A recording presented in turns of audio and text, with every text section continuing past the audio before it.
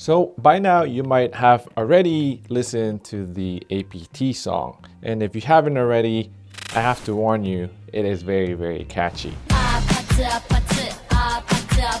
The first time I saw the music video, it looked a little bit unique. And that is because there was a filming technique that was used for this video. At least that's why I think they used, which I'm going to be talking about in this video.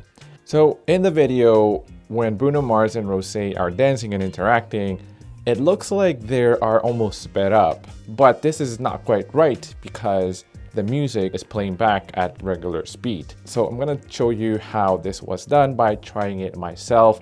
And I have to warn you, my dance moves are not great, so I'll attempt to do one of those dance moves to illustrate the technique. But other than some salsa and perhaps some break dancing when I was in high school, I'm not really a dancer. So there is a term in filmmaking called overcranking. So back in the day when filmmakers had to crack the handle of a roll of film to expose the images, overcranking would be moving that handle very quickly to expose more footage. And that gave you more detail when it comes to slower movements. And that is what we know today as filming at a higher frame rate to get that slow motion look. So when you're shooting at 60 frames per second and playing back at 24 frames per second, you're pretty much over cranking because you're shooting more frame rates that are in that playback sequence of 24 frames per second. Now, when we undercrank, this is the opposite. So back in the day, instead of cranking very fast, people will crank slower to get a more jerky, more stuttery movement. So you can see this a lot in black and white comical videos where movement seems a little jerky and kind of funny.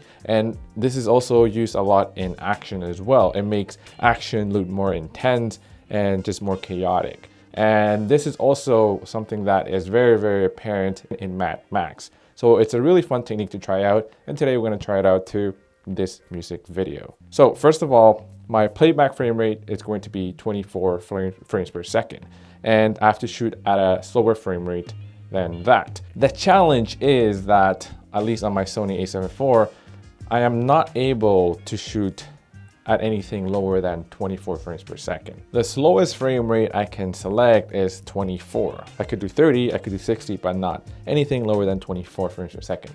So this is how we're going to fix it. So on the Sony camera, you'll turn this to SNQ mode, slow and quick. In other cameras, there is a version similar to this. Once you turn your camera to SNQ mode, you're able to select a lower frame rate. So now I have access to 15, 8, 4, and so on. So I think 8 and 4 might be too low, so I'm going to select 15. And the playback frame rate, again, I'll keep that as 24 frames per second. Now the next thing I have to do is match my dance moves with the song.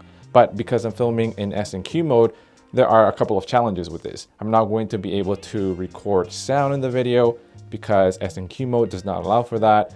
I won't be able to exactly match the music. So what I'm going to try to do, get that song and slow it down. We'll have to do some math first. So we'll divide 15 frame rates by 24. We multiply that by 100 and we get 62.5%.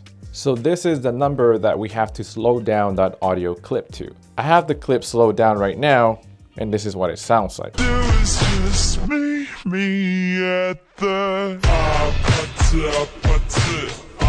So now that we have that sound slowed down, we are going to film in SNQ mode, playing that track in the background. And because the music is a lot slower, we have more time to actually exaggerate all these movements. In terms of shutter speed, I want that natural motion blur to still be there, so I'm still going to keep my shutter speed at 1/50th. But first, let's change up the scene.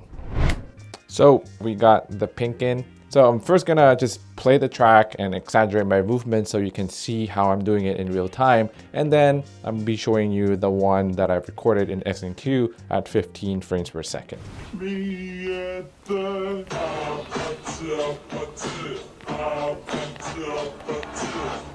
This is what the SNQ clip looks like directly out of the camera. As you can see, it's already giving us that look.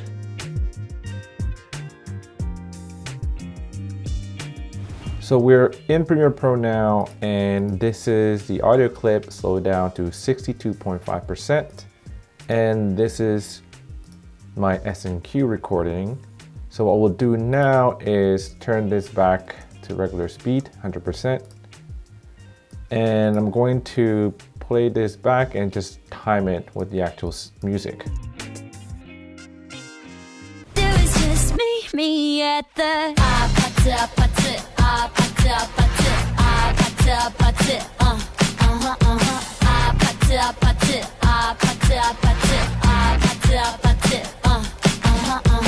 So that is it. I hope you learned something new from this video and that you enjoyed it, and now you can go ahead and try this out, especially if you're an actual dancer, because you'll probably do this way better than me. But here are a couple of videos you could watch next, and until next time.